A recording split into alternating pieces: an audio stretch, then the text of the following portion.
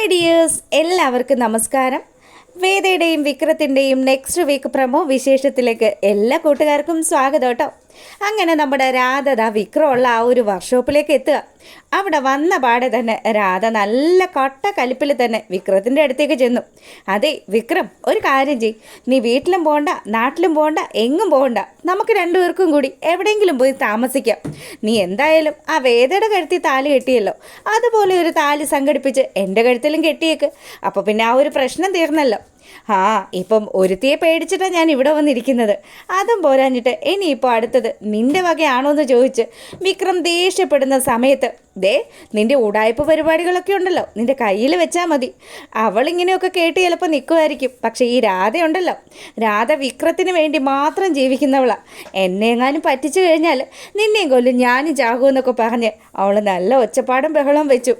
അങ്ങനെ അവിടെ കിടന്ന ഒരു ഉളി എടുത്തിട്ട് അവൾ സ്വന്തം കഴുത്തിൽ കുത്തി ഇറക്കുമെന്നൊക്കെ പറഞ്ഞു ഭീഷണിപ്പെടുത്താൻ തുടങ്ങിയ സമയം അവിടെ ആ ചേട്ടന്മാരൊക്കെ കൂടി പറഞ്ഞു, എൻ്റെ രാധ നീ ഇങ്ങനെ പ്രശ്നം ഉണ്ടാക്കല്ലേ, അവനല്ലെങ്കിൽ തന്നെ മനസമാധാനം ഇല്ലാണ്ട് നിൽക്കുക.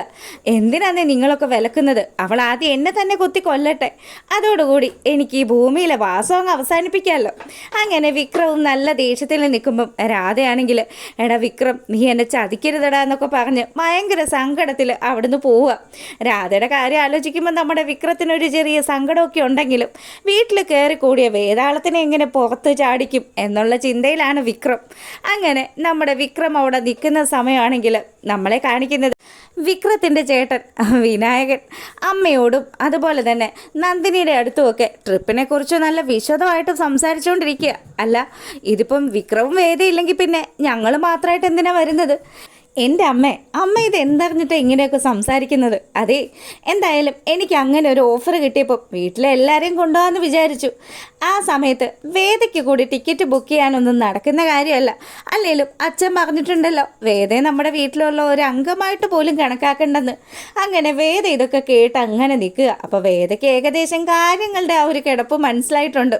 ഇവൻ എവിടെ നിന്നോ നല്ല രീതിയിൽ പൈസ കിട്ടിയിട്ടുണ്ട്. ഇത്രയും കാലവും കുടുംബത്തിന് വേണ്ടി 1 രൂപ ചെലവാക്കാത്ത വിനായകനാണ് ഈ കാര്യങ്ങൾ മുഴുവൻ പറയുന്നത്. ഇപ്പോൾ കുടുംബത്തൊക്കെ ആൾക്കാരെ മുഴുവനും ടൂറ് കൊണ്ടുപോകാമെന്നൊക്കെ അവനിങ്ങനെ പറയുന്ന കേൾക്കുമ്പോൾ നമ്മുടെ വേദയ്ക്ക് കാര്യത്തിൻ്റെ ആ ഒരു ഗതി പിടികിട്ടി. അങ്ങനെ ഇവൻ എല്ലാവരോടുമായിട്ട് പറയുക, ഇന്ന് തന്നെ എല്ലാ സാധനങ്ങളും ഒക്കെ പാക്ക് ചെയ്തോണം. എപ്പോഴാണ് എന്താണെന്നൊന്നും പറയാൻ പറ്റത്തില്ല. ടിക്കറ്റ് ബുക്ക് ചെയ്ത് കഴിഞ്ഞാൽ ഞാൻ അപ്പോൾ ഇവിടെ വന്ന് പറയും. ആ സമയമുണ്ടല്ലോ എല്ലാവരും പോകാൻ റെഡി ആവണമെന്ന് കൂടി പറഞ്ഞു. അങ്ങനെ അവൻ അവിടുന്ന് പോയ ആ ഒരു സമയമാണെങ്കിൽ നമ്മുടെ മാഷ് വീട്ടിലെത്തി. മാഷ് വന്നതും കമല വിനായകൻ പറഞ്ഞ ആ ഒരു ഓഫറെക്കുറിച്ച് സംസാരിക്കുക. അപ്പോൾ ഇത് കേട്ടതും, അല്ല കമലം, അവൻ ഇങ്ങനെയൊക്കെ ഒരു കാര്യം പറയുന്നുണ്ടെങ്കിൽ അവൻ എവിടുന്ന് അത്രയും വലിയ പൈസയൊക്കെ കിട്ടാനായിട്ട്? ഇപ്പോൾ ഫ്ലൈറ്റിലാണ് പോകുന്നതെങ്കിൽ അത്യാവശ്യം നല്ല പൈസ ആകുമല്ലോ. ആ കാശ് വിനായകൻ മുടക്കാമെന്ന് പറഞ്ഞു. വീട്ടു ചെലവിന് 1 രൂപ പോലും തരാത്തവനാണ് നീ. അതുകൊണ്ട് അവൻ പറയുന്നതൊന്നും വലിയ കാര്യമൊന്നും ആക്കണ്ട. ഞാനത് വലിയ കാര്യമൊന്നും ആക്കിയിട്ടൊന്നും ഇല്ല. പക്ഷേ നിങ്ങൾ വന്നപ്പോൾ നിങ്ങളോടൊന്ന് സംസാരിക്കണമെന്ന് വിചാരിച്ചു, അത്ര മാത്രമേ ഉള്ളൂ. അങ്ങനെ ഇവർ വർത്തമാനം പറഞ്ഞുകൊണ്ട് നിൽക്കുമ്പം വിനായകൻ വരികയാണ്. അച്ഛാ, ഞാൻ അമ്മയോടൊരു കാര്യം പറഞ്ഞിട്ടുണ്ടായിരുന്നു. അമ്മ അത് അച്ഛനോട് പറഞ്ഞോ? പറഞ്ഞു. വീട്ടിലേക്ക് എന്തെങ്കിലും സാധനം തീർന്നു പോയാലും മേടിക്കുന്നത് ഞാനാ. നീയും നിൻ്റെ ചേട്ടനും ഒക്കെ ഇവിടെ ഉരുട്ടിയിരുന്ന് ഭക്ഷണം കഴിക്കുമെന്നല്ലാണ്ട് 1 രൂപ പോലും ഈ കുടുംബത്തേക്ക് തരാറില്ലല്ലോ. അതുകൊണ്ട് ആദ്യം വീട്ടിലെ കാര്യങ്ങൾ പിന്നീടാവാം സർക്കിട്ടെന്ന് പറഞ്ഞ് മാഷ് നല്ല ദേഷ്യത്തിൽ അവിടെ നിന്ന് പോവുക. അങ്ങനെ ഈ സമയം നമ്മുടെ വിക്രമാദിത്യനെ കാണിക്കുക കേട്ടോ. വിക്രമാണ് ഭയങ്കരമായിട്ട് എന്തൊക്കെയോ വേദ എങ്ങനെ ഈ വീട്ടിൽ നിന്ന് പുറത്ത് ചാടിക്കുമെന്നൊക്കെ ആലോചിച്ചുകൊണ്ട് നിൽക്കുക.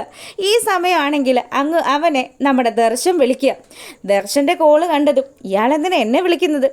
അങ്ങനെ വിക്രം ദർശൻ്റെ കോൾ എടുക്കുകയാണ്. അല്ല, എന്താ വിളിച്ചതെന്ന് ചോദിക്കുക. അതെ, ഞാൻ വിളിച്ചത് അച്ഛന് നിന്നെ അത്യാവശ്യമായിട്ട് കാണണം. എന്താണ് ഇനി അടുത്ത എന്തെങ്കിലും കേസിൽ എന്നെ പെടുത്തി ജയിലിൽ അടയ്ക്കാൻ വേണ്ടിയിട്ടാണോ ജസ്റ്റിസ് ഏമാൻ എന്നെ കാണണമെന്ന് പറഞ്ഞത്? അതൊന്നും അല്ല. എന്തായാലും ഇപ്പം നടക്കാനുള്ളതൊക്കെ നടന്നല്ലോ. ഞങ്ങൾക്ക് നിന്നോട് മറ്റൊരു കാര്യം സംസാരിക്കാനുള്ളത്. നിനക്കൊരു ദോഷവും ഉണ്ടാവില്ല, നിനക്കൊരു പ്രശ്നവും ഉണ്ടാവാത്തൊരു കാര്യത്തിന് തന്നെയാണ് ഞങ്ങൾ വിളിക്കുന്നതെന്നൊക്കെ ദർശൻ നല്ല കാര്യത്തിന് പറഞ്ഞു.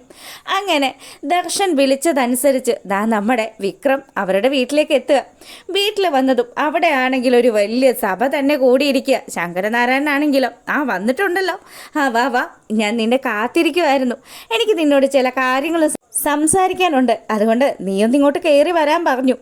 അങ്ങനെ വിക്രം കയറി ചെല്ലുന്ന സമയമാണെങ്കിലോ, അച്ഛനായിട്ട് നീ ഒന്നും പറയണ്ട, ഞാൻ തന്നെ പറഞ്ഞോളാന്ന് പറഞ്ഞ് ശ്രീകാന്ത് വിക്രത്തോട് സംസാരിക്കാൻ നിൽക്കുക. അപ്പം ശ്രീകാന്തിനെ കണ്ടതും എനിക്ക് അപ്പോഴേ തോന്നി എന്തോ ചില ഉടായ്പ പരിപാടികൾക്കായിട്ടാണ് നിങ്ങൾ രണ്ടുപേരും കൂടെ എന്നെ വിളിപ്പിച്ചതെന്ന്.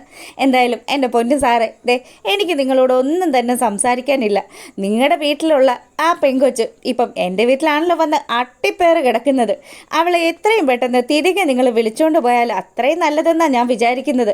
അതുകൊണ്ട് ദയവ് ചെയ്ത് നിങ്ങളൊന്ന് കനിയണമെന്ന് പറഞ്ഞ് വിക്രം അവിടെ നിന്ന് ഇറങ്ങാൻ തുടങ്ങുന്ന സമയത്ത്, അതെ വിക്രം, വേദയെ നീ ഇവിടെ തിരികെ എത്തിക്കുകയാണെങ്കിൽ നിനക്ക് എത്ര ലക്ഷം രൂപ തരാനും ഞങ്ങൾ തയ്യാറാണ്. ഒരു കാര്യം ചെയ്താ, ഈ ബാഗിൽ നിറച്ച് പണമാണ് ഉള്ളത്, നിനക്ക് ആവശ്യത്തിനുള്ള പണം എടുക്കാം, അല്ലെങ്കിൽ ആ ബാഗോട് കൂടി നിനക്ക് എടുക്കാം. എന്തായാലും ഞങ്ങളുടെ മോളെ ഞങ്ങൾക്ക് തിരികെ വേണമെന്നുള്ള ഒരു റിക്വസ്റ്റ്. ഇത് കേട്ട പാടെ തന്നെ വിക്രം ആ പണവും വാങ്ങിയിട്ട് നമ്മുടെ വേദയുടെ അടുത്തേക്ക് വരിക. അവളുടെ അടുത്തേക്ക് വന്നതും നേരെ ആ ഒരു ബാഗ് എടുത്ത് വേദയുടെ കയ്യിൽ കൊടുത്തു. ഇതൊന്ന് തുറന്ന് നോക്ക്, എന്താ വിക്രം ഇതിനകത്തുള്ളത്. അങ്ങനെ വേദ അത് ഓപ്പൺ ചെയ്യാൻ തുടങ്ങുന്ന സമയമാണ് വിക്രം ആ കാര്യം പറഞ്ഞത്. അതേ, ഇതിനകത്ത് എന്താ ഉള്ളതെന്നോ, നിൻ്റെ അച്ഛൻ നിനക്കിട്ട വിലയാണ് ഇതിനകത്തുള്ളത്. ഇത്രയും വലിയൊരു മനുഷ്യനായിട്ട് സ്വന്തം മകളുടെ ജീവിതത്തിന് വിലയിടാൻ തക്ക ബുദ്ധിയില്ലാത്ത ഒരു പരിപാടിയാണല്ലോ അയാൾ കാണിച്ചത്. അപ്പം അയാൾ ഈ വലിയ ഉന്നതങ്ങളിലൊക്കെ ഇരുന്നിട്ട് ഇത്രയും മോശമായിട്ടുള്ള ഒരു ക്യാരക്ടറാണെന്ന് ഇപ്പോഴാണ് എനിക്ക് മനസ്സിലായതെന്ന് കൂടി വിക്രം പറഞ്ഞു. അങ്ങനെ അമ്മയുടെയും ചേട്ടത്തിമാരുടെയും ഒക്കെ മുന്നിൽ നമ്മുടെ വേദ നാണം കെട്ട് നിൽക്കുക. പോരാത്തതിന് അങ്ങോട്ടേക്ക് ഇതാ നമ്മുടെ രാധയും എത്തിയിട്ടുണ്ട്. രാധ വന്നത് മറ്റൊരു കാര്യം അവതരിപ്പിക്കാൻ വേണ്ടിയിട്ടാണ്. അപ്പോൾ ശ്രീനിവാസൻ്റെ ആ ഒരു പാർട്ടിക്ക് വേണ്ടിയിട്ട് നമ്മുടെ വിക്രത്തിൻ്റെയും അതുപോലെ വേദയുടെയും പേരിൽ ഒരു പോസ്റ്ററൊക്കെ തയ്യാറാക്കി വെച്ചിരിക്കുന്നത് രാധ കാണുക. അപ്പം നവദമ്പതികൾക്ക് ആശംസകൾ എന്നൊക്കെ പറഞ്ഞുള്ള ആ ഒരു ഫ്ലെക്സ് ബോർഡ് കണ്ടതിൻ്റെ ചൊരുക്ക് തീർക്കാൻ വേണ്ടിയിട്ടാണ് നമ്മുടെ രാധ ഈ വീട്ടിലേക്ക് വന്നത്.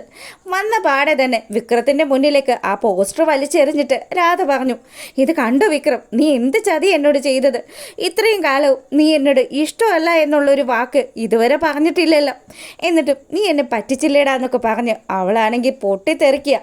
ഈ സമയം നമ്മുടെ വിക്രത്തിന് നല്ല ദേഷ്യം വന്നിട്ട് വിക്രം പറഞ്ഞു, രാധേ, ഇവിടെ അതിലും വലിയ പ്രശ്നം നടക്കുക.